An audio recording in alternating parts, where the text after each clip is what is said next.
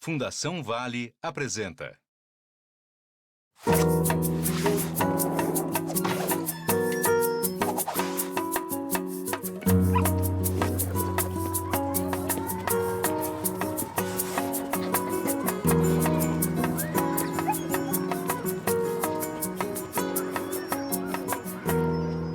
Eu vejo a criançada da vila e me dá uma saudade da infância. Ai, eu não, Neuza. Credo, Elvira, você, uma professora, dizer isso? Que insensível. Ah, não é isso. É que faz tanto tempo que eu nem me lembro mais. Boba. Damião. Damião. Tá me ouvindo?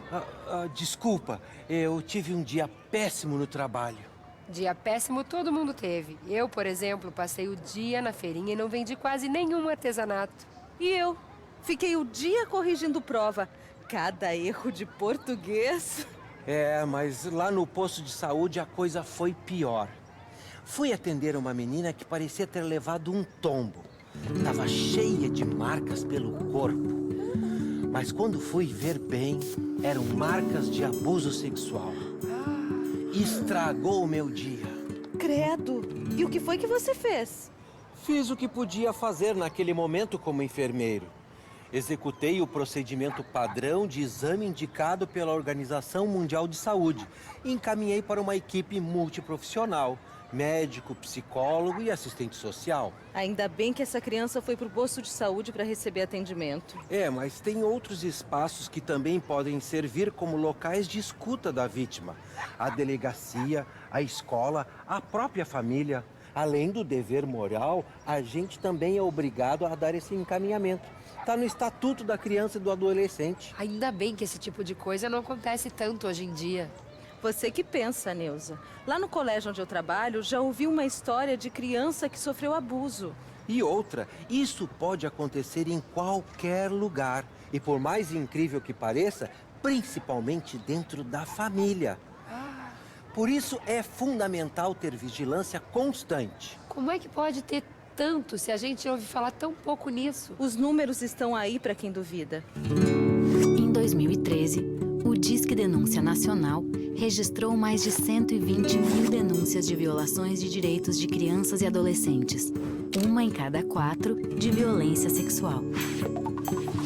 Há uma estimativa de que 27 crianças e adolescentes de 10 a 19 anos sofram abuso sexual por dia. Isso fora quem não é atendido pelos hospitais, postos de saúde e outros serviços da rede de proteção que ninguém fica sabendo. Gente, então o problema é mais grave do que eu pensei.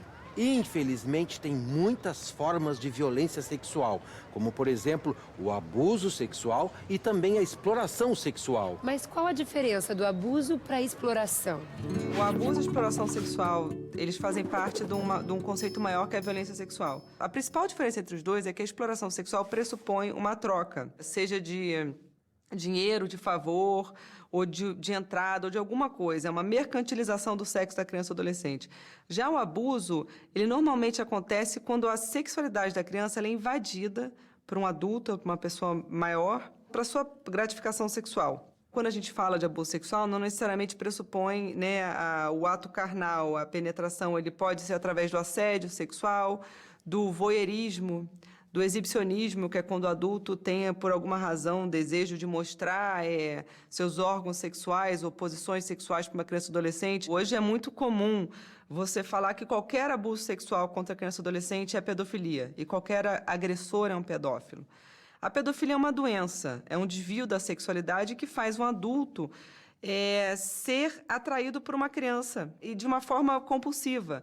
O pedófilo ele pode ter isso e nunca cometer um abuso. Quando a gente fala de estupro, a gente já fala de uma criança que ela foi agredida e foi forçada através da violência para praticar um ato sexual. Então, a gente está falando de um abuso sexual físico e que ele foi fruto de uma violência. E a criança, se ela for abusada desde muito pequena, ela demora para perceber isso. E até que ela consiga perceber que todo esse processo que sempre causou algum desconforto ou dor, seja um abuso, já passou muito tempo. O O Código Penal define estupro, violação sexual mediante fraude, assédio sexual e estupro de vulnerável como crimes. A pena é de 12 a 15 anos de reclusão e pode chegar a 30. Pena que no Brasil nem sempre as leis funcionem como deveriam. Mas você acha que esse tipo de abuso pode acontecer aqui na vila? Às vezes o problema está mais perto do que a gente pensa. Isso mesmo. Pela minha experiência, já vi que pode acontecer tanto em cidades pequenas ou grandes, com gente rica ou pobre, em lares desestruturados ou em famílias que a gente acha que são certinhas. E o agressor também não tem um perfil específico. Quase nunca parece ser o lobo mau. Por isso, é uma questão de todos. Todos têm que participar. 61% das vítimas de abuso sexual são meninas, sendo que 39% delas têm menos de 11 anos. E aquele caso da menina do posto, Damião, como ficou? A gente lá no posto notificou o Conselho Tutelar e agora a Delegacia de Proteção da Criança e do Adolescente já está investigando. Gente, mas em que mundo eu vivia? Muita gente também não percebe, Neuza. Importante é você ficar ligada a partir de agora. Isso aí, vou abrir minha cabeça. Nem que tenha que abrir a cabeça com uma bolada.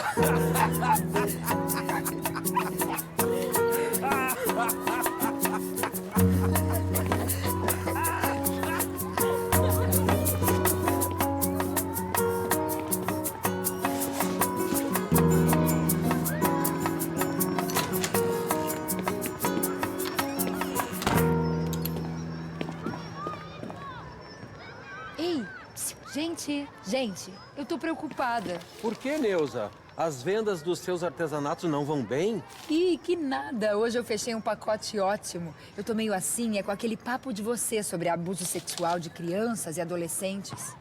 Também não precisa ficar paranoica, Neuza. É só ficar ligada. E às vezes pequenos detalhes querem dizer muito. Até porque muitas vezes o abuso pode não parecer agressivo, ou seja, pode estar disfarçado de carinho. É, mas muitas vezes é carinho mesmo, sem maldade. Esse é o ponto. Quem tem que saber a diferença é o adulto, primeiramente. Se o adulto tem a intenção de tirar prazer sexual daquela carícia, então certamente é abuso. Claro que a criança tem sua sexualidade em formação. Ela tem curiosidade, quer descobrir que sensações ela pode ter com seu corpo. Isso é normal e tem que ser respeitado. Mas muitas vezes ela se confunde e alguém pode se aproveitar.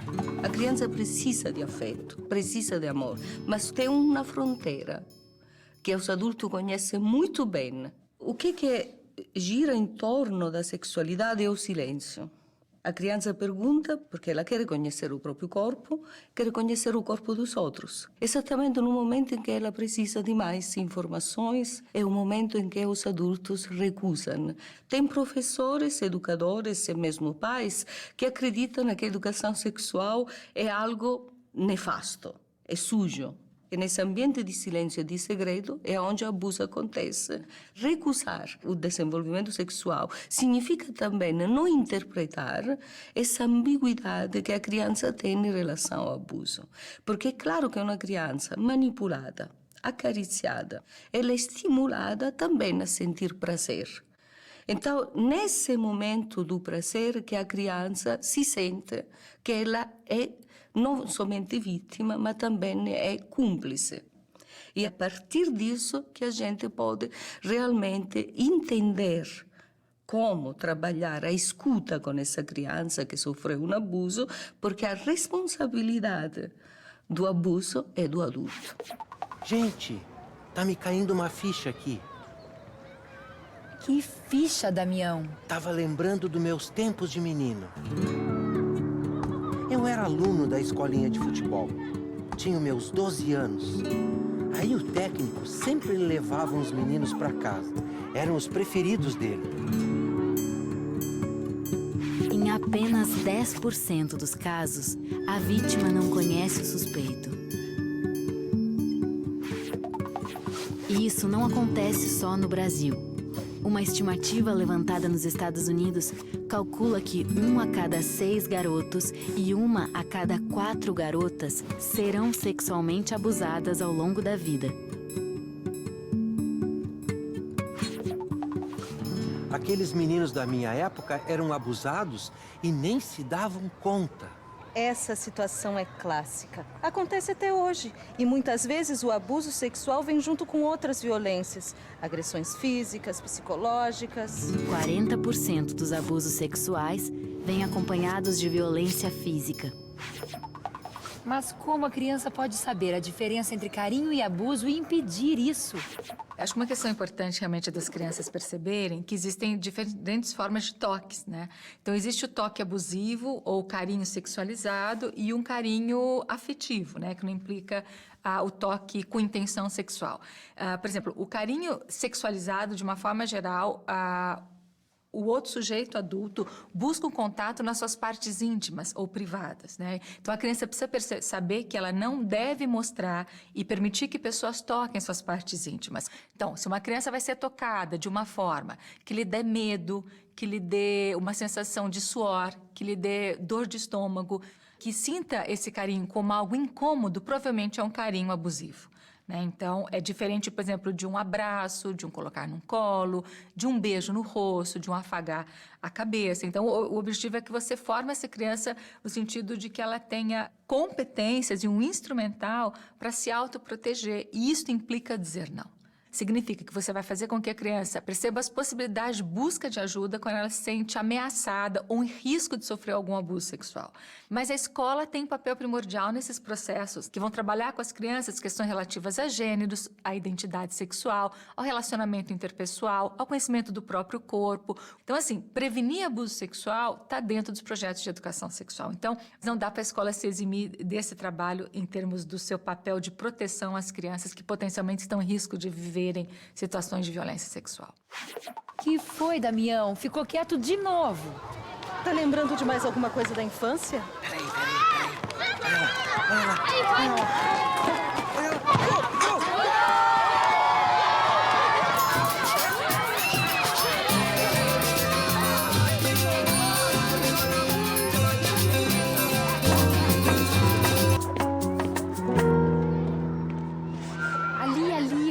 Estão vendo aquela menina? A filha da dona Amanda? É fofoca, Neuza? Não, é fato. Aquela menina é fogo. Então é fofoca. Calma, Damião. Deixa a Neuza falar. Olha, quando ela vê que tá perdendo uma discussão, ela sempre vem com violência. Puxa o cabelo da amiguinha. Eu vou te contar. Ah, tem coisa aí, hein? Verdade. Lá na escola onde eu dou aula, já vi muito disso. Às vezes a criança reage assim porque sofre violência em casa. Não entendi. O que tem a ver uma coisa com a outra?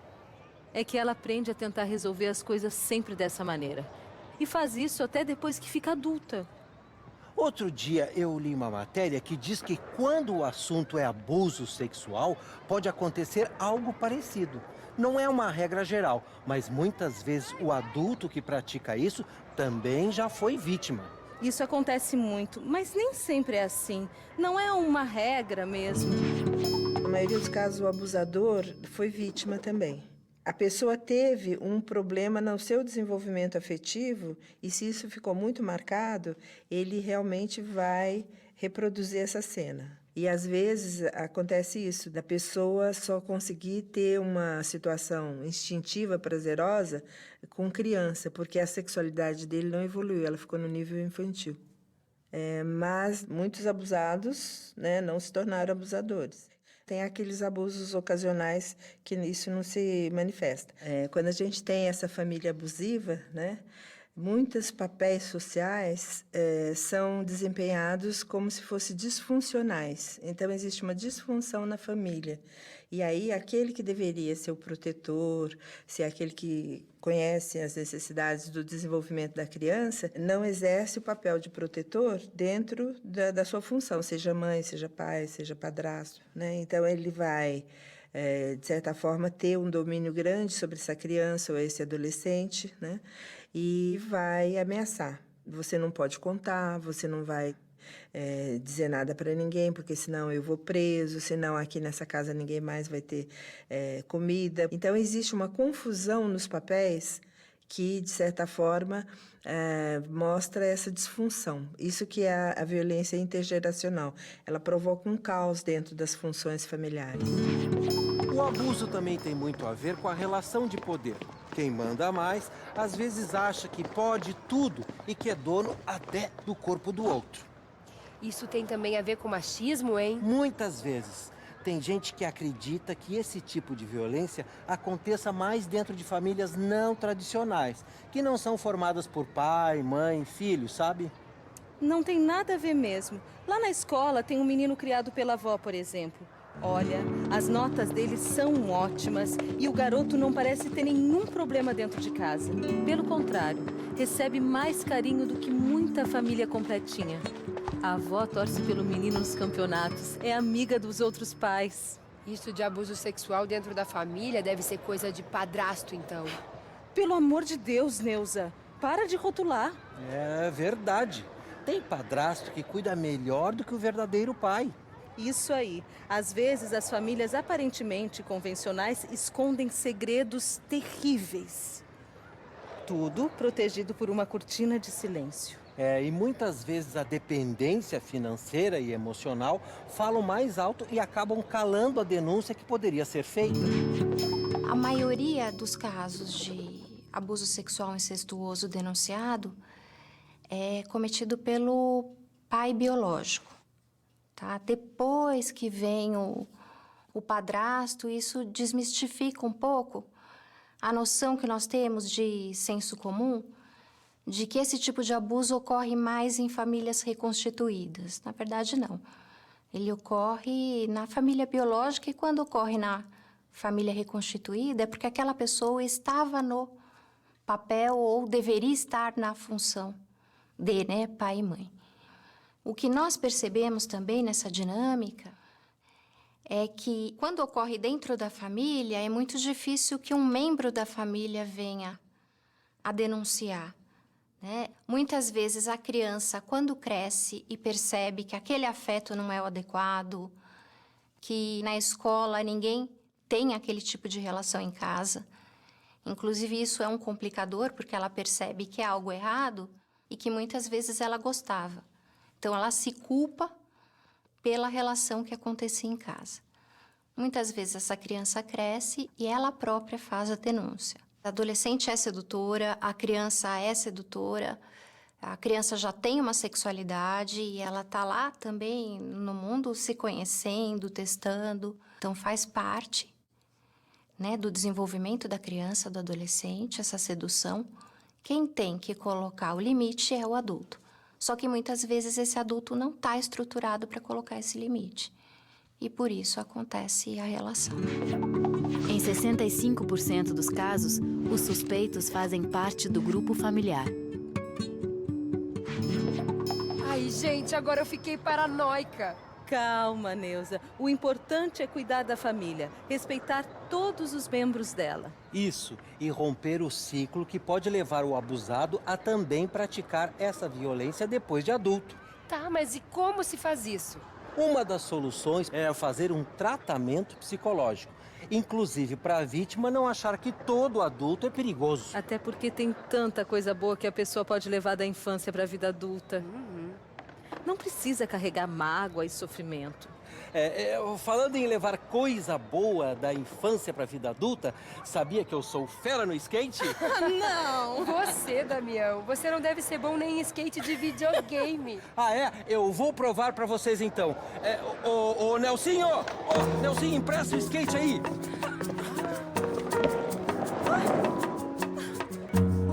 Ai, ele é bom mesmo!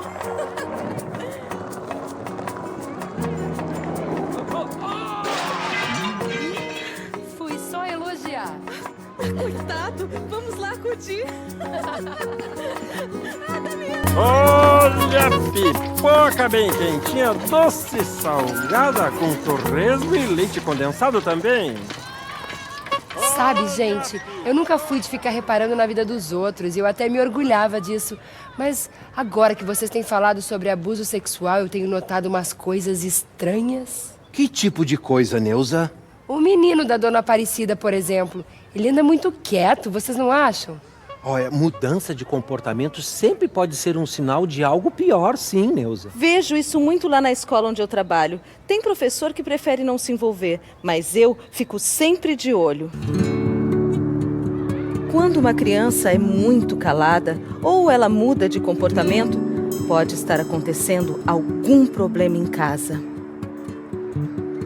Pode ser uma crise financeira, os pais brigando, separando, pode ser falta de afeto e até abuso. É importante não só a escola estar ligada nisso, mas também a comunidade. Eu, como profissional da saúde, já vi disso em muitas casas que visitei. E que outras coisas a gente pode reparar nas crianças? Muitas vezes elas não percebem que estão sendo abusadas e naturalizam. Reproduzem o comportamento que veem ou vivem dentro de casa. Às vezes, brincando com um amiguinho, acabam revelando algo que chama atenção. Também tem disso, sim. Quando a criança age de forma estranha com algo que tem a ver com o sexo, isso pode ser uma pista de que ela, no mínimo, está tendo contato com conteúdo que não é para a idade dela. Pode ser um site que ela anda visitando, um papo com alguém. Acho que a coisa mais importante para prestar atenção é os adultos responsáveis por essa criança ficar atento à mudança de comportamento. Algumas coisas dão indício para a gente. Uma criança que se isola com frequência, a criança que tem uma mudança brusca de comportamento, a criança que tem um rendimento escolar legal e, de repente, esse rendimento escolar cai significativamente, que se isola e que, enfim, muda o comportamento do habitual dela, é sinal que essa criança não está bem. A gente pode também prestar atenção no brincar dessa criança. Então, ela às vezes apresenta no desenho formas corporais de órgãos genitais que não são específicos da sua faixa etária, que ela não tem conhecimento para isso. Importante é que os adultos que estejam por perto, se percebe essa fala, se percebe algum indício, proporcionem um ambiente que elas possam expressar isso. Um ambiente de fala, um ambiente de desenho, um ambiente de brincadeira, que elas possam se sentir mais à vontade para falar e para revelar. A escola é um ambiente extremamente significativo, porque é um ambiente onde a criança passa muito tempo. Então, ela vai pouco ao médico, ela vai pouco ao parque, mas ela vai muito à escola. Agora, acho que uma coisa que é importante é, se tem sinal, se tem indício, conversa com um outro adulto para discutir essa situação, para que algumas mudanças de comportamento não tenham a ver com abuso. Tem mudanças de comportamento que têm a ver com problemas outros que a criança está passando na sua vida pessoal. Agora, é importante a gente entender que, dependendo da fase de desenvolvimento da criança, ela vai ter, sim, essa curiosidade pelo corpo, ela vai ter, sim, curiosidade pelas brincadeiras de cunho sexual, pela descoberta do próprio corpo, a masturbação, brincar com coleguinhas de médico, tudo mais, e que isso faz parte do desenvolvimento normal. O que é alerta é se esse tipo de brincadeira passa a ser prioridade, em detrimento de outras brincadeiras, essa criança está o tempo todo ou se tocando ou tentando brincadeiras de tocar o outro. Isso é sinal de alerta. A nível da literatura, por exemplo, 60% dos casos de crianças não revelam. Então, é um quantitativo grande de crianças que se mantêm em silêncio, que às vezes vai falar disso lá na vida adulta, por alguma situação das relações afetivas, das relações sexuais, e aí vem à tona, na verdade, essas situações lá da infância que não foram muito bem significadas, que não foram muito bem elaboradas, e traz complicações nas relações interpessoais, nas relações afetivas e nas relações sexuais. A Organização Mundial de Saúde estima que 1 a cada 5 garotas até 18 anos sofrem algum tipo de violência sexual no mundo. A coisa é mais séria do que eu... Alô? Oi, Dona Aparecida? Ai, será que ela ouviu a gente falando do filho dela? Tudo bem? Ah, a senhora quer que eu receba o homem do gás porque a senhora levou o filho ao dentista? Claro, tudo bem. Beijo, tchau, tchau. E aí? O menino dela tá fazendo tratamento de canal já tem uns dias. Por isso, então, que o garoto vivia mudo. Ele não falava porque estava com o dente doendo. Ainda bem. Pelo menos dessa vez não foi abuso. Ufa!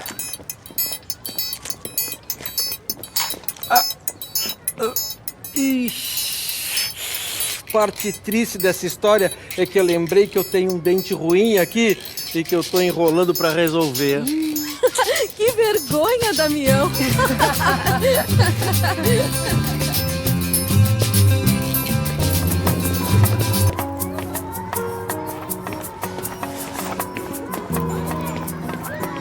Bom dia, Elvira!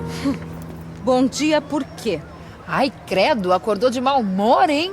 Acordei ótima, mas quando vi a dona Célia brigar com o filho, aquilo estragou meu dia. Ai, dar uma bronca não tem problema. Bronca? Ela distratou a criança. Vocês precisavam ouvir. Tinha xingamento ali que eu nem lembrava que existia.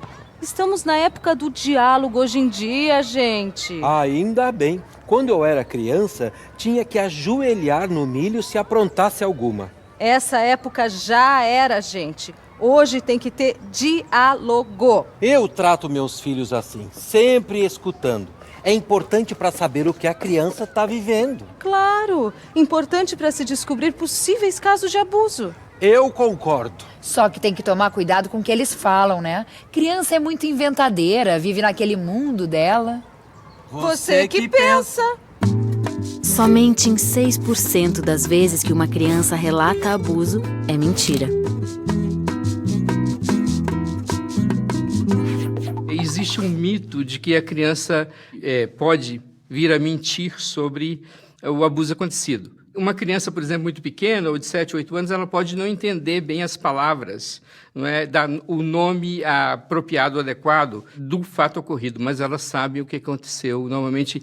E a criança pode, para agradar um dos pais, nos casos de alienação parental, até dizer, olha, fez isso comigo sem ter acontecido. Mas é o seguinte, essa colocação dela não resiste algumas poucas perguntas, né? Esse segredo pode ficar por muito tempo entre esse autor e esta criança. A criança tem a tendência, no primeiro, de não revelar, depois de negar, né? Para a criança falar, é preciso ter um ambiente de segurança, né, e ter pessoas de confiança para que ela possa revelar esse abuso. Muitas vezes a criança ela quer parar o abuso, mas também não quer que a família sofra consequências, porque ela tem uma relação de afeto. Então ela quer sim, não é? Ela não quer que aquela situação de abuso continue, definitivamente. Mas ela também não quer que o papai vá para a cadeia, ou o namorado da mamãe, porque senão a mamãe vai ficar brava, não é? Então é uma coisa bastante complexa, que a intervenção tem que ser cuidadosa. Se a criança mente sobre esse assunto, vocês podem ver que foi influenciada por um adulto. Até porque ela não conhece sobre sexo. Como é que poderia inventar alguma coisa? Deixa eu contar para vocês uma história que aconteceu outro dia lá no colégio onde eu dou aula. Uma menina do colégio disse que era abusada pelo namorado da mãe. E não contou para a mãe por quê? Porque ele pagava as contas da casa. E disse que se ela falasse, largava a mãe dela. Gente, que revolta que me deu agora. Essa menina é uma refém dentro da própria casa. Mas tem como resolver isso. Então, nós temos 3 órgãos que podem ser buscados para ser comunicado esse tipo de violação de direitos. As denúncias podem ser feitas, não é, pelo Disque 100, ou as delegacias, ou o Conselho Tutelar. Em último caso, se não tivesse essas instituições na cidade, a pessoa pode procurar o juiz, o promotor, né? Isso pode ser feito por telefone, ou visita aos órgãos, ou por escrito. Muitas vezes, a criança revela o abuso para as pessoas que são mais próximas a ela. Isso pode ocorrer, por exemplo, na escola. Não é? E a gente recomenda que a escola faça essa escuta, mas que comunique ao Conselho Tutelar via direção da escola. A atitude do profissional em relação ao que a criança está trazendo para ele é fundamental, que essa pessoa tenha uma atitude de acolhida e que não diga para ela, isso é muito errado, isso foi muito feio, o que aconteceu com você. Para escutar uma criança, então, a gente tem que ter uma atitude ontológica de entrar no universo simbólico da criança e participar dela, né? Dessa conversa com ela. E se a equipe, não é, for treinada para escutar a criança também, os resultados são muito mais vantajosos. Qualquer pessoa pode denunciar o abuso sexual. Basicamente, existem 3 canais para isso: Conselho Tutelar, Delegacia ou Disque 100. A partir da denúncia, existe toda uma rede para dar atendimento à vítima e investigar o caso. E esse tipo de coisa acontece mais em famílias com poucas condições, que não têm dinheiro, ou não? Que nada, tem em tudo que é classe social. Por isso, é responsabilidade de todos nós garantir os direitos das crianças e dos adolescentes. Quando a gente ouve a criança e fica sabendo disso, é nosso dever notificar. E ouvir sem julgar, da forma mais acolhedora possível. Um vizinho, o pai de um amiguinho, todo mundo pode ser um canal de escuta para a criança que sofre abuso. E tem que saber ouvir e agir também. Encaminhar para o Conselho Tutelar, por exemplo, já que existe toda uma rede para cuidar disso. Ô, seu Damião, vem apitar o jogo! Tá dando muita briga! Vai, Damião! Eu não. Na outra vez errei e me atrapalhei todo. Escolhe outro que eu tô cansado. Vem a senhora então, dona Neuza! Ai, eu não posso, querida. Eu tô de olho no feijão que deixei na panela. Ai, credo, gente, como vocês são!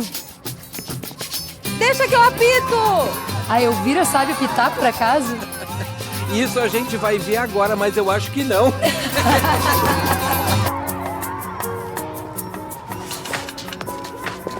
Sabe que foi uma boa ideia instalar a rede para a bola não cair mais na rua? Sempre que as crianças da vila chutavam, tinha que buscar. Eu é que sei. Muitas vezes eu ia só para não deixar as crianças zanzando pela rua. Quando o assunto é abuso sexual, é importante ter uma rede de proteção também. Ai, como assim? Embrulhar as crianças numa rede? Aí já é demais, né? Não, Neuza. Rede de proteção, nesse caso, são adultos trabalhando juntos para que a criança não sofra abuso, que elas tenham um atendimento adequado, caso tenham sofrido uma violência. Importantíssimo, sim. Além dos parentes, os profissionais de assistência social têm papel fundamental nisso. É dever da família, da comunidade, da sociedade em geral e do poder público assegurarem com absoluta prioridade a efetivação dos direitos referentes à vida, à saúde, à alimentação, à educação, ao esporte, ao lazer, à profissionalização, à cultura, à dignidade, ao respeito, à liberdade e à convivência familiar e comunitária. Todo serviço ele precisa estar organizado para atender melhor aquela criança. Tem os centros de referência especializados de assistência social, né, para receber os casos. Você tem um Disque 100, você tem o Disque Denúncia, você tem os conselhos tutelares, que é uma porta de entrada. Na minha avaliação, a saúde eu acho que é onde mais avançou. Eu acho que a saúde ela tem a ficha compulsória de notificação, tem os hospitais de referência, né, com tratamento humanizado, porque isso também é uma questão, né? De um modo geral, os países são muito machistas, né? O Brasil não é diferente. Então, mudar essa cultura machista ainda é um dos maiores desafios, porque é muito comum você chegar em alguns júris, né? E o juiz diz assim, não, mas ela provocou, ela andava de roupinha curtinha dentro de casa, e aí, claro que o padrasto é homem, quer dizer, inculpabilizar a menina, né? Então, você ainda vê muito pai que acha que ele é dono daquela filha, então que ele que tem que iniciar a filha na vida sexual. Então, eu acho que esse é um grande desafio. Para mim, fazer parte dessa rede de proteção até que é fácil. Eu só não sei bem o que fazer se eu descobrisse um caso de abuso. É só ligar para o Disque 100 que eles encaminham a denúncia. É, Damião, mas às vezes ligar não é tão fácil assim. Muita gente prefere não se envolver, as pessoas têm medo de falar. Reconheço que não é fácil, mas ainda bem que no Disque 100 a denúncia é anônima. O Disque 100 recebeu, em 2013, 35.091 denúncias relacionadas à violência sexual, 83% delas referentes ao abuso. A média de denúncias é alta, mas eu li que alguns especialistas acreditam que a maioria dos casos não são denunciados. É por isso que a gente tem que encorajar as pessoas a denunciarem. Às vezes as pessoas têm medo de denunciar o abuso sexual. E nós avançamos muito na criação de algumas estratégias onde essa denúncia pode ser anônima. Então é importante que a pessoa, né, que tiver conhecimento de alguma situação de abuso sexual não deixe de denunciar. A partir do artigo 13 do Estatuto da Criança e do Adolescente, qualquer suspeita, e é importante dizer isso, porque pode ser uma suspeita ou confirmação de maus tratos contra a criança, e nesse caso o abuso sexual se configura como uma situação concreta, ele tem que ser comunicado ao Conselho Tutelar. E o ECA obriga os profissionais de saúde e de educação a fazerem esse comunicado, através do que nós chamamos de notificação compulsória. E o profissional que não comunicar ao Conselho Tutelar essa situação, ele pode sofrer uma multa. O abuso sexual é um crime e ele tem que ser investigado e punido. Quando a gente fala em direitos humanos, né, a essência dos direitos humanos é a vida, né? É o direito à vida plena, à vida digna. Então, quando você faz qualquer coisa, qualquer ação ou omissão que coloque em risco o direito a essa vida plena, então você realmente está infringindo e está violando direitos humanos. Então, a integridade física, a integridade psicológica, né, é essencial para garantir o desenvolvimento pleno dessa criança. E o Conselho Tutelar, hein? O que ele faz que a gente ouve tanto falar nele? Ele é importante porque está sempre próximo à comunidade, ele dá apoio à vítima e à família, presta auxílio psicológico e jurídico e até encaminha o caso para a polícia, se necessário. Ah, entendi. E, olha lá, tinha um buraco. A bola caiu na rua. Ô, seu Gabriel, ajuda a gente, pega a Calma, bola aí. calma, pessoal. Calma que eu tô indo, rapaziada. Essa rede de proteção da bola tinha um furo. Tá aí o tipo de coisa que não acontece na outra rede de proteção, a do abuso sexual, se ela está fortalecida. Verdade. É por isso que a gente tem que estar sempre alerta. Cada um de nós é um elo desta rede e precisamos nos manter unidos. Cuidado para não ser atropelado, Damião!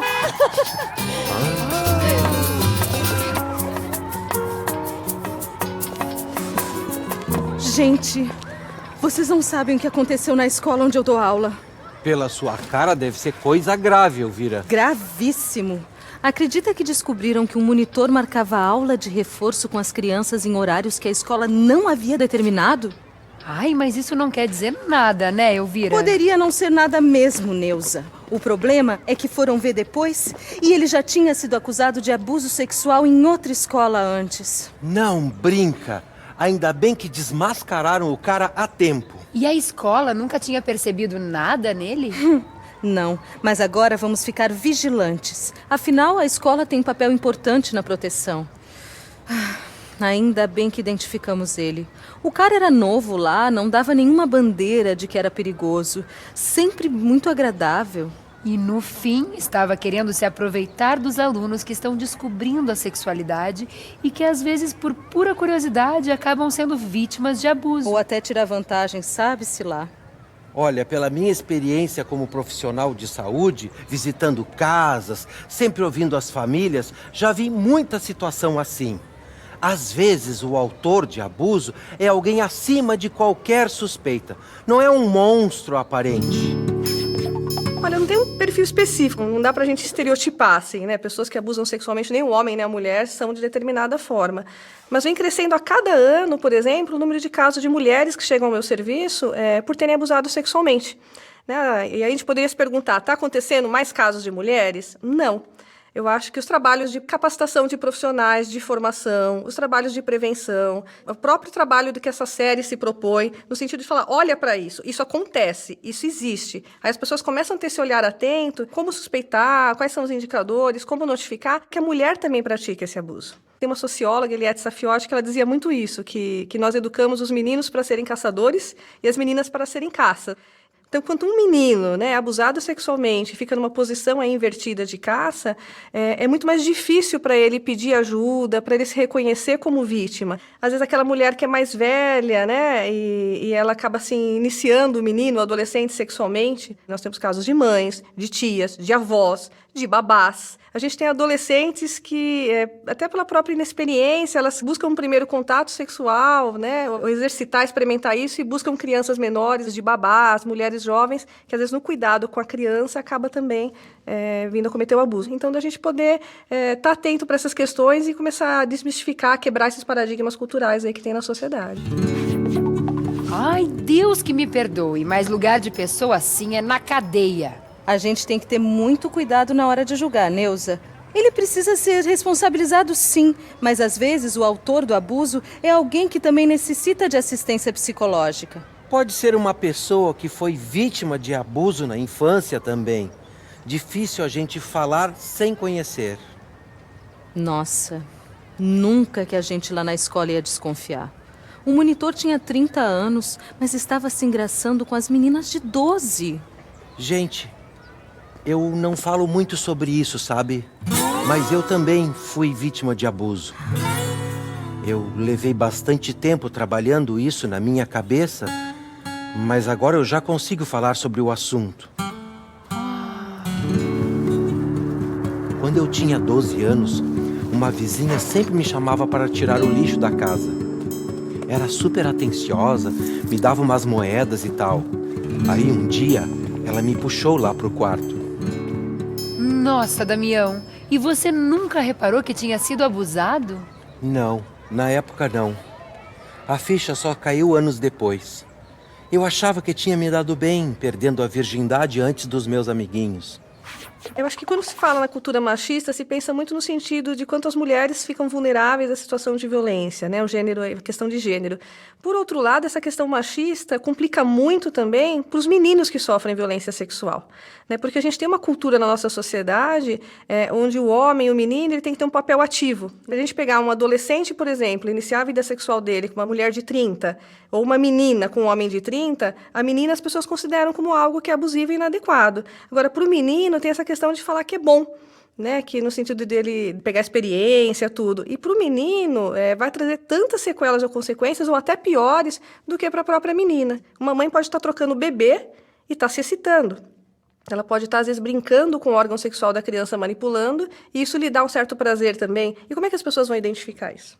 Então, é mais natural que as pessoas vejam ela tendo um contato com o corpo da criança do que um homem. O homem, as pessoas desconfiam mais do que da mulher, né? Mas nós temos aí muitas mulheres que abusam sexualmente, sim. Hoje, 7% do público que a gente atende de pessoas que abusam sexualmente são de mulheres.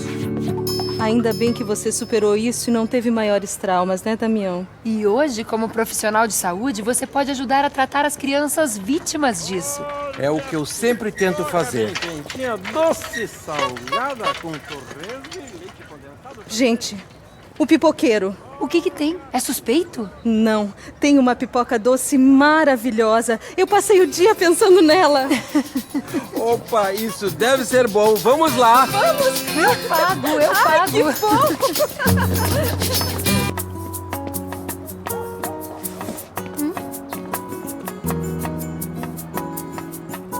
bom. Ué, cadê as crianças? Deve ser a semana de prova para ninguém estar brincando. Gente, vocês não sabem. Escutei 2 meninos falando que um morador aqui da vila chamou para ver jogo na casa dele. Aí, quando chegou lá, começou um papo estranho, botou a mão na perna de um deles e os 2 saíram correndo. Nossa, que absurdo! E bem aqui do nosso lado. E onde eles estão agora? Os pais foram chamados e encaminhados para o psicólogo do posto de saúde onde eu trabalho. Ah, agora eu sei porque as crianças não estão brincando. As mães deram toque de recolher na criançada. Mas esconder não resolve. Eles têm que ir para o conselho tutelar. Acho que ninguém foi não, Elvira. Então, vamos nós. Vamos. E o caso é esse? Entendi.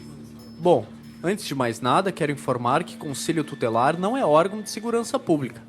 Ou seja, a gente não faz trabalhos como investigação policial. Não? E agora? O que a gente faz é encaminhar a vítima a serviços como Centro de Referência de Assistência Social, Delegacia Especial de Proteção à Criança e Adolescente, depende do caso. Qualquer pessoa pode denunciar o abuso sexual. Basicamente, existem 3 canais para isso: Conselho Tutelar, Delegacia ou Disque 100. A partir da denúncia, existe toda uma rede para dar atendimento à vítima e investigar o caso. Bom isso. Até porque ajuda a não revitimizar nem constranger a criança ou adolescente na hora de colher as provas. Ainda mais quando ela não chegou a ser propriamente abusada, como é o caso.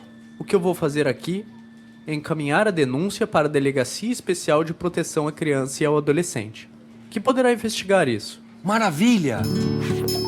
A DPCA é a Delegacia de Proteção à Criança e ao Adolescente e nós trabalhamos com crianças e adolescentes vítimas de crimes. Quando nós recebemos a denúncia, tanto denúncia anônima ou a própria pessoa que vai até a delegacia para noticiar um crime, a gente inicia uma investigação.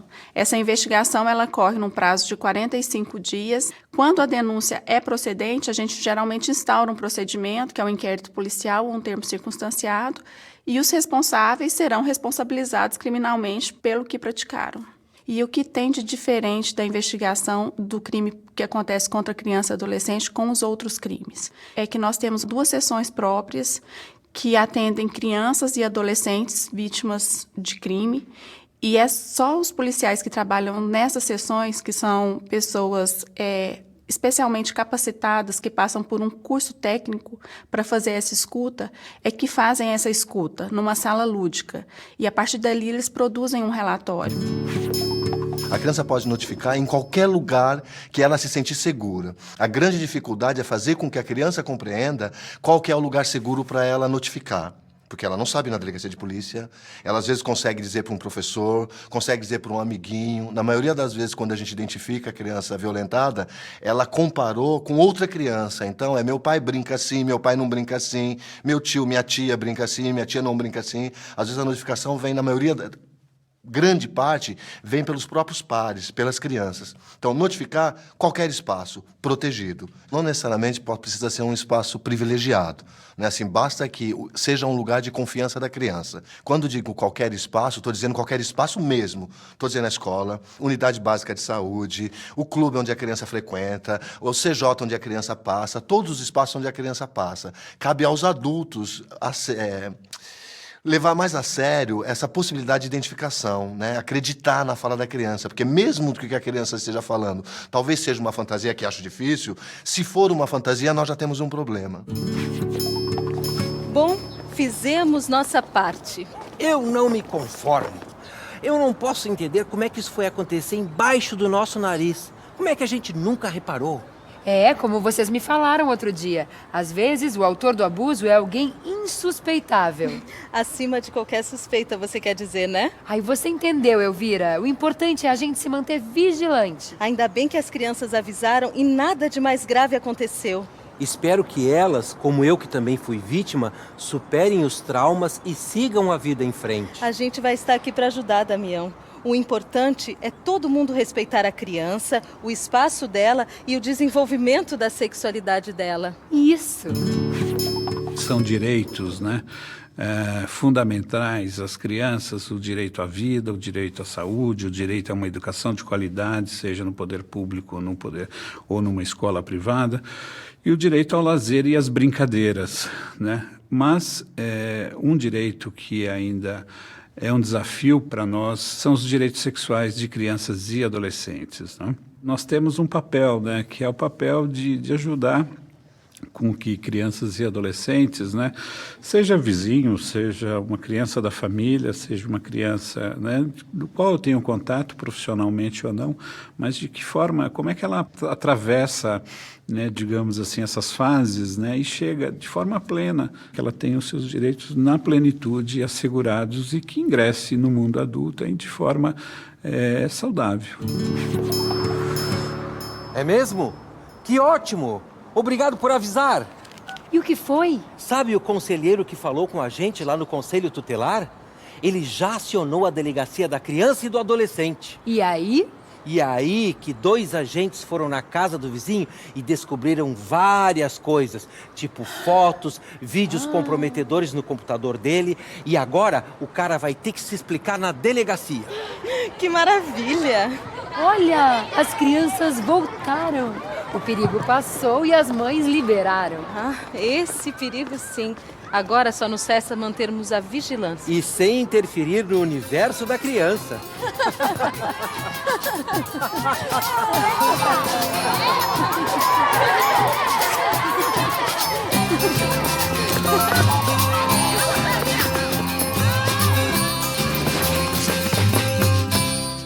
Um oferecimento Fundação Vale.